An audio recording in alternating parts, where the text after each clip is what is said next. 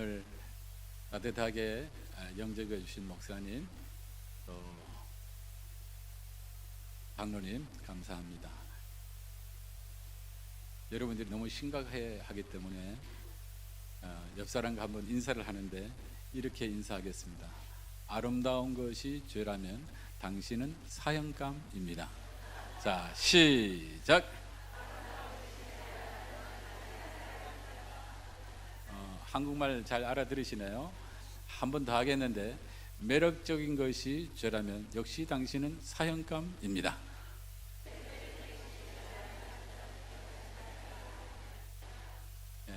분위기가 훨씬 더 좋아졌습니다. 저희 집에는 제 아내와 또 결혼한 제 큰아들, 또 둘째 아들이 있는데요, 다 입맛이 달라가지고 우유를 선택하는데도 우유 선택 기호가 다 다릅니다.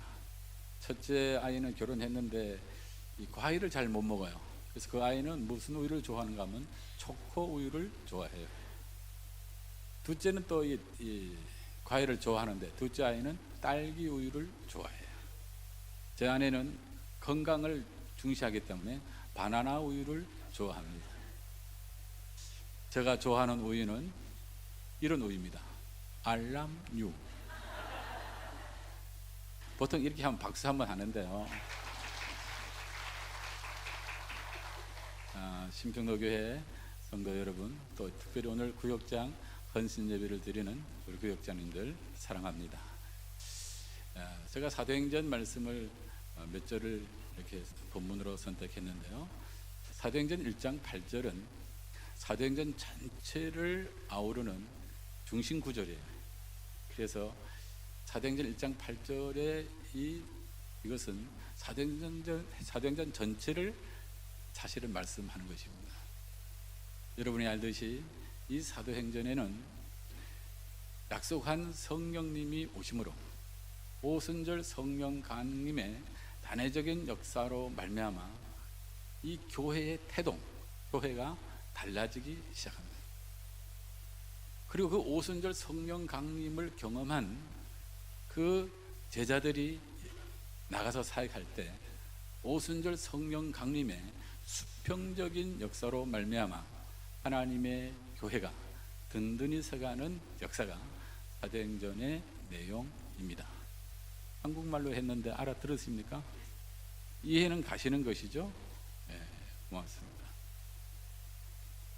제가 사도행전을 두 학기를 강의를 하고 또 때로는 한 학기를 줄여서 강의를 하는데, 오늘 이 짧은 시간에 구역장님들 대상으로 또 같이 모인 우리 교우들을 대상으로 오늘 메시지를 잘 들으면 구역장님들에게도 도움이 되지만 여러분들이 사도행전을 보는 눈이 확 열리는 그런 시간이 될 줄 압니다.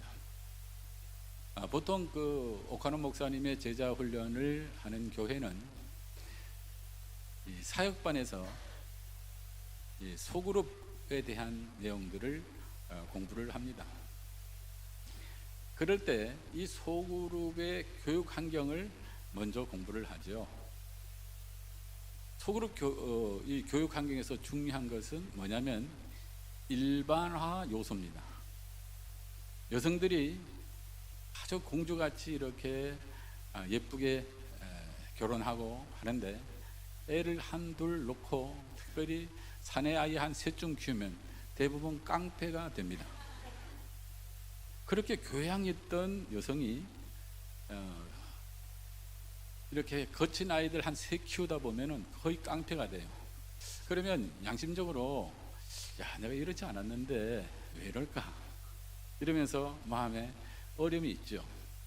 그런데 제자반에 가서 듣다 보니까 나보다 더 경건해 보이는 분이 그분도 자기가 깡패였다고 고백을 하는 거예요.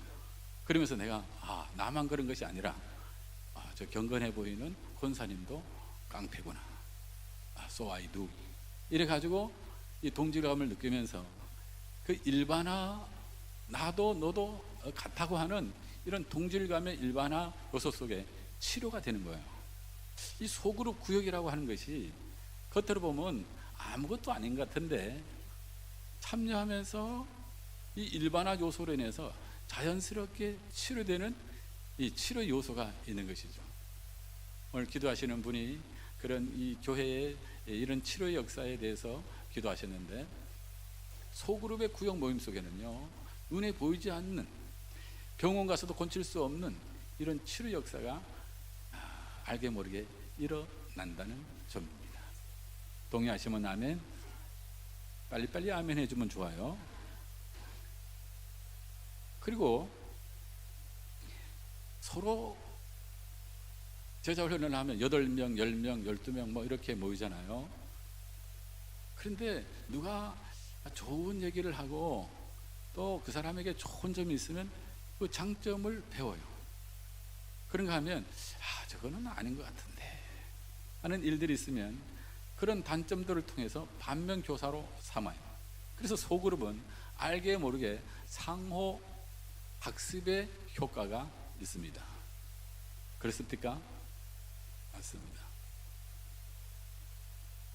그리고 그 그룹 안에, 소그룹 안에 리스펙트, 존경할 만한 사람이 있으면 그 사람을 따라가요. 기도도 따라가고 그분 하는 행동을 따라가게 돼요. 여러분이 목사님을 존경하면 목사님의 기도를 닮아가요. 그래서 어떤 교회는 목사님이 이제는 이 지구촌에 거하시는 뭐 이렇게 하면은 그 목사님 존경하는 분들은 다 이 지구촌에 역사하는 이렇게 기도도 닮아가요. 이런 모방, 그런 요소가 있어요. 그런가 하면 그 소그룹 안에 모임이 좋으면 그 그룹에 대한 애착심이 생겨요. 그래서 그 구역 때문에 교회를 잘 적응하게 돼요. 이 그룹 애착심이라 그러는데 소속감을 갖게 되는 그런 요소가 있어요. 혹시라도 여러 가지 이유로 이런 구역, 소그룹에 참여하지 못한 분이 있습니까? 지금까지 제가 얘기하는 이런 모든 좋은 것들을 사실은 놓쳐버리는, 실기하는 그런 일이 있어요. 그래서 사실은요, 교회 안에 이 소그룹의 놀라운 역사를 모르고 신앙생활하는 사람은 제일 안타까운 것이죠. 그리고 이 소그룹을 통해서 카타르시스를 느껴요. 우리가 시련을 당하면 세상 모든 유행가가 내 노래예요. 잘 모릅니까? 행복이 무엇인지 알 수는 없잖아요. 그런데 시련을 당하고 나면 그 노래 가사들이 다 내 거예요. 이제 여러 가지로 멍든 가슴, 상처 입은 영혼들이 이 소그룹에 와서 오픈마인드가 돼서 나누는 대화 속에서 알게 모르게 이런 카타르시스의 역사가 있게 되는 것이죠. 양옆에 분에게 한번 인사합시다. 소그룹을 소중히 여깁시다. 이 소그룹 환경은 예수님이 만들어주신 교육 환경이죠. 예수님은 교육가, 존 두이, 페스달로지 이런 분들하고 비교할 수 없는 이 세상을 말씀으로 지으시고 말씀으로 통치하시는 분이 아니시겠습니까? 그분이 고안해낸 것이 바로 소그룹 교육 환경, 여러분의 구역, 주일학교의 반, 이것은 하나님께서 우리에게 허락하신 선물인 것이죠. 그래서 주일학교 교사를 한다, 또 구역의 구역장이 된다, 이거는 복 중에 복인 것이죠. 성경 교사로 내가 이렇게 평생 쓰임 받는다고 하는 것은 이게 보통 복이 아니에요. 그래서 혹시 모르고 주일날 전만 찍고 교회 다니는 분들이 있으면 이 소그룹의 교육 환경에 이런 아름다운 요소들을 말씀해 주세요. 참석 안 한다고 이렇게 미워하지 말고 소그룹 교육 환경에 이런 아름다운, 알게 모르게 누릴 수 있는 이런 은혜들을 나누어주면, 그렇게 점만 찍고 다니던 사람들이 소그룹을 통해서 영육간의 치료함을 받는 이런 놀라운 역사가 있게 되는 줄 믿습니다. 그러니까 이 소그룹을 통해서 이 오순절 성령 강림의 경험을 했던 그 사람들을 통해서 이 초대교회 사도행전 교회도 소그룹의 혁명이 일어나잖아요. 그죠? 서로가 모이기를 힘쓰고, 모이면 니 것 내 것 없이 서로 나누고, 위로하고 격려하고 기도하고 전도하고 하는 그 역동성이 그 소그룹 교회 안에서 다 일어나게 되는 것이죠. 바울이 쓴 이 로마서에 보면 그 소그룹 교회가 한 5교회 정도 있었다고 역사가들이 추정을 해요. 그 소그룹 교회 5교회가 역동적으로 움직임으로 어느 날 때가 참에 카이로스 하나님의 때가 될 때 로마가 기독교로 변화된 줄 믿습니다. 여러분, 소그룹 교회 하나, 구역 교회 하나의 역동성, 소그룹 교회 하나가 건강하게 키워진다. 이거는 너무너무 복된 거죠. 그런 소그룹이 계대, 계승, 전수되어지는 것은 하나님의 교회의 강력한 다이나믹한 힘이 되는 것이죠. 제가 목사님한테 한번 여쭤봤어요. 교회에 이 구역 교회가 구역이 얼마나 됩니까? 한 90 여기에 구역이 있다는 말씀을 들었습니다. 90개의 소그룹이 있다. 교회한 거 아닙니까? 90개의 구역 교회가 있다. 5개의 소그룹으로 로마를 변화시키신 하나님이 90개의 소그룹 교회를 통해 가지고 온 세계를 바꿀 수 있는 그런 저력이 여기서 나올 줄로 믿습니다. 크게 아멘 해야죠. 그렇게 시시하게 아멘 해야 되겠어요? 다시 합니다. 이 90여 개의 소그룹 구역교회를 통해서 온 세계를 변화시키는 역사가 일어날 줄 믿습니다. 분위기 좋습니다. 이 정도는 돼야 돼요. 이 분위기를 계속 유지할 수 있으면 좋겠습니다. 이 사도행전에서 이 소그룹 교회의 역동성이 일어난 이 혁명의 가장 근저에는 어떤 혁명이 있었는가? 기도의 혁명이 있었던 것이죠. 사도행전 3장에 보면 기도의 혁명에 대한 이야기가 나와요. 유대인들은 하루 3번 3시, 6시, 9시에 기도하는 거룩한 습관이 있었습니다. 그런데 오순절 성령 강림을 경험했던 제자들이 그날 이후로 그들의 기도에서 어떤 혁명이 일어났는가 하면 사도행전 3장에 보면 그 기도 시간에 성전 그 미문 앞을 지나다가 누구를 봅니까? 안진뱅이를 봅니다. 예전에는 그냥 통과했어요. 성전 미문이라고 하는 것은 이 성전에 문이 많습니다. 미문, 마문, 수문, 양의 문, 양문, 분문. 분문은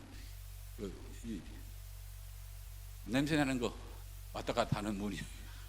수문은 물을 이동하는 거. 양문은 양들이 이동하는 거. 미문은 뭐요? 미문은 이 아름다운 문이라 이 말이에요. 왜 아름다운가? 그 동쪽이니까 해가 뜨잖아요, 그죠? 그러면 거기 황금으로 되어 있는 문이니까 빛이 비치면 아름답겠어요? 밉겠어요? 아름답죠. 그래서 미문이라 하는 거예요. 미문 앞에 남면서부터 안진뱅이 된 자가 거기 구걸을 하고 있는데, 예전에는 기도 시간에 올갈 때 다 그냥 통했는데 성령을 경험한 오순절 성령을 경험한 제자 베드로와 요한이 그 사람들이 눈에 들어왔다는 것이죠. 어떤 마음이죠? 그를 불쌍히 여기는 마음. 이것이 기도의 혁명입니다. 기도의 혁명은 뭐냐면 그냥 외면하고 그냥 지나가던 사람이 이제 사람을 보고 불쌍히 여기는, 환자를 보고 불쌍히 여기는 마음이 생기는 거, 그것이 기도의 혁명입니다. 동시에 그 사람을 불쌍히 여길 뿐만 아니라 예수 그리스도의 이름으로 일어나 걸어라 하고 담대히 외칠 수 있는 그 멘트, 그 마음이 기도의 혁명입니다. 동의하시면 아멘. 저는요, 그 순복음교회 부역장들이 빨간 가방 들고 다니잖아요. 그 빨간 가방의 비밀을 알아요. 그 빨간 가방의 비밀을 말씀해 드릴까요? 말까요? 뭐 대답이 없으면 그냥 넘어가죠. 어떻게 할까요? 말씀해 주세요. 고맙습니다. 그 빨간 가방의 비밀은 어디 있는가 하면 자기 구역 안에 무슨 암 환자가 생겼다, 중증 환자가 생겼다 할 때 그 구역장님은 기도의 비상명을 내립니다. 그래가지고 구역 식구들을 모년 모월 모시 매주 몇 시에 누구 집으로, 그 집으로 또는 구역장 집으로, 그 집으로 오라 이렇게 해가지고 그 사람의 병이 나을 때까지 긍휼히 여기는 마음으로 계속 기도하는 것. 그런 마인드로 기도하는 사람에게 그 빨간 가방 주는 거예요. 그러니까 그 빨간 가방의 권세가 대단한 겁니다. 그냥 여의도 순복음교회 가니까 그 구역장들한테 빨간 가방 주더라.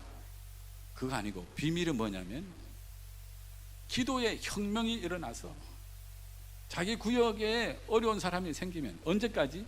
그 사람이 나을 때까지 매주 같은 시간에 모여서 또는 매일 모여서 매주 하루가 아니라 매일 모여가지고 나을 때까지 기도하는 거예요. 그러면 그 한우가 치료함 받으면 그분은 그 구역 안에 또는 전도회 안에 그런 사람이 생기면 어떻게 할까요? 꼭 같이 하겠죠. 그 사람이 나을 때까지 구역장님이 구역 식구가 눈물 흘리며 불쌍히 여기며 기도해줬던 대로 나을 때까지 기도하겠죠. 주일학교 교사가 구역장님이 그런 긍휼의 눈으로 눈물 흘린다면 그는 기도의 혁명인 것이죠. 옆 사람하고 인사해 봅시다. 기도의 혁명이 일어나고 있습니까? 그리고 대답이 없었다.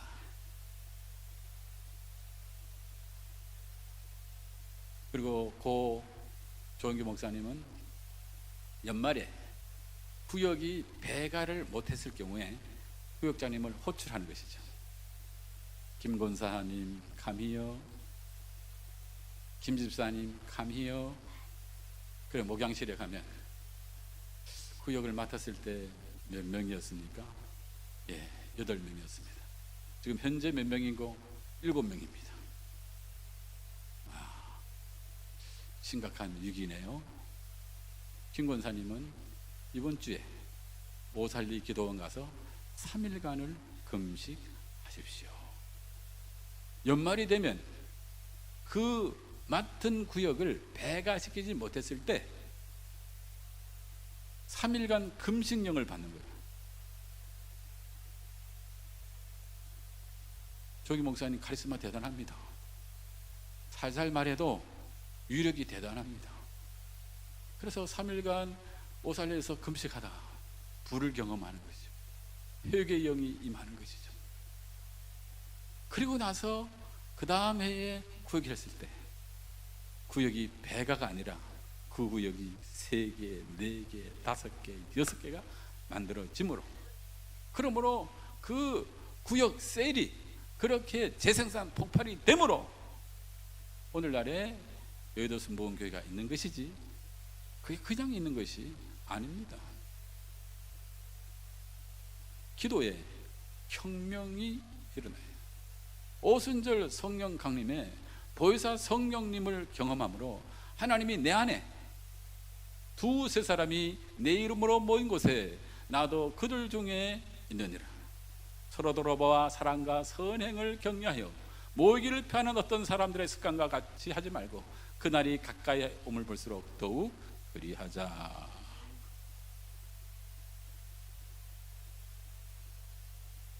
어느 교회고 이 구역 세일이 폭발을 해야 돼요. 인위적인 프로그램으로 폭발되는 것이 아니라 기도의 혁명이 일어날 때 거기서부터 폭발이 있는 줄 믿습니다.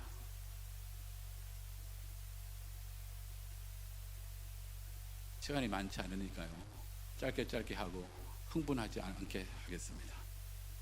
두 번째 혁명은 해석의 혁명입니다. 그럼 뭔 소린가? 사도행전 6장, 7장, 8장에 보면 이스라엘 백성들에게 이 초대교회에 고난, 핍박, 박해가 옵니다. 그래서 그렇게 소그룹을 잘 모이고 이 대그룹을 잘 모이던 이 초대교회가 사람들이 흩어지기 시작합니다. 그 교회사에서는 디아스포라라고 하죠. 우리 조금 잘한 척 해볼까요? 디아스포라. 예, 핍박으로 말미암아, 박해로 말미암아 이 예루살렘에 있는 성도들이 산지사방으로 흩어졌어요. 대표적으로 그 빌립보서 얘기가 사도행전 8장에 나오는데, 우리 마가복음 16장 15절 이하에 보면 이런 말씀이 있어요.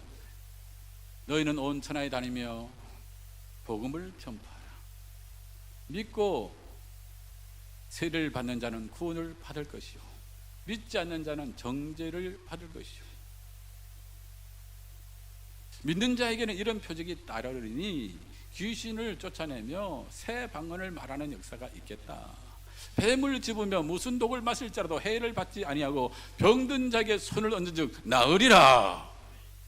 그 역사가 빌립이 사마리아 땅에 가서 복음 전할 때 그런 일이 그대로 일어난 것이에요. 그러니까 보통 고난이 오면 영어 한마디 하죠. 에이씨. 또 영어 한마디 하죠. 이씨, 우씨. 그럴 수 있는데, 고난이 올 때 고난 속에서 하나님이 내게 주신 섭리, 경륜이 있겠다고 생각하는 거, 그게 해석의 혁명입니다. 여러분 가정에, 직장에, 사업하다가 생각지 않은 돌발 직후에 어려운 일을 만날 수 있어요. 그럴 때 그 어려움 속에서 하나님의 경륜, 하나님의 섭리, 하나님 뜻이 무엇인가를 우리가 바르게 해석한다면 이게 바로 해석의 혁명입니다. 아픈 것도, 실패하는 것도, 낙방하는 것도, 부도가 나는 것도 그 안에 뭔가 하나님의 메시지가 있겠다. 그래서 기도 속에서 그것을 바르게 해석하는 해석의 혁명이 일어날 때, 그 해석을 따라서 액션 할 때 너희는 온 천하에 다니며 만민에게 복음을 전파하라. 바울이 감옥에 갇혔어요. 전도하다가 억울하게 누명 쓰고 감옥에 갇혔어요. A씨 우씨 할 수 있는, 이씨 할 수 있는 그런 환경 속에서 이 속에 무슨 하나님의 섭리와 경륜이 있을 것이다. 그래서 바울과 실라가 찬송을 불렀어요. 그랬더니 감옥에 지진이 일어났어요. 죄수들의 손목에 은팔찌, 또 발의 고리들이 전부 풀려갔어요. 더 중요한 게 뭡니까? 그 교도관이 죄수들이 다 도망간 줄 알고 칼을 꼽아가지고 자살하려 할 때 바울이 우린 여기 있으니까 안심하시오. 우린 도망가지 않았으니까 안심하시오. 칼을 내려놓으시오. 그 교도관의 마음이 열려서 바울이 전한 복음을 믿고 그 가족들이 다 예수를 믿었어요. 주 예수를 믿으라. 그리하면 너와 내 집이 구원을 얻으리라. 왜 내가 감옥 가지? 억울하게 전도했는데 왜 감옥이지?